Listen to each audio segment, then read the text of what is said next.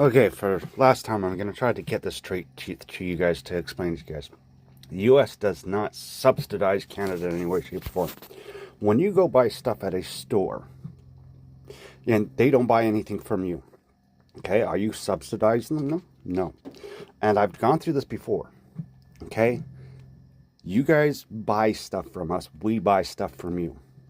And at the end of the day, when you include investments and also all of our services like social media and online purchases and stuff like that, we actually, and the math balances out to us actually subsidizing the U.S. to the tune of almost $250 billion a year, more than what the U.S. spends on Canada. Okay, so no way, shape, or form is U.S. subsidizing us. But when you go buy stuff at a store, you're not subsidizing, you're buying stuff. And that's all the U.S. is doing, is buying stuff from us. And we buy stuff from them. It's a little back and forth thing. It keeps both our economies going and keeps your economy going. But right now, the U.S. is losing trade partners. No one wants to do business with the U.S. They'll move businesses into the U.S. to manufacture for U.S., but not for export.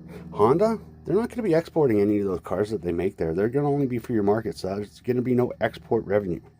All their export products are still going to be made in Canada, still made in Korea, and some of them also might end up being made in Africa soon. So, but yeah, for the global market, they're still going to manufacture overseas where it's more affordable.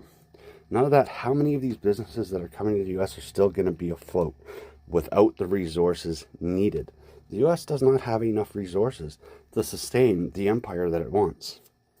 It's true, but no, the United States does not subsidize Canada in any way, shape, or form. We buy stuff from each other, and we sell stuff to each other. That's not a subsidy. So you guys gotta learn. You gotta get a better education. But at the end of the day, when you do the math on every dollar that Canada spends on U.S. goods, services, and investments, you pale in comparison to what we pay. So we actually subsidize, if you want to call this a subsidy, Canada is actually subsidizing the United States to the tune of $250 billion more every single year than the U.S. does us. But just think of it, by doing what you're doing to Canada, you're losing $650 to $800 to almost $1 trillion a year when you include the investments and the online purchases and services. Almost $1 trillion in revenue you're losing from Canada. And it's going to be gone for good if you don't smarten up, because we'll get it from someone else.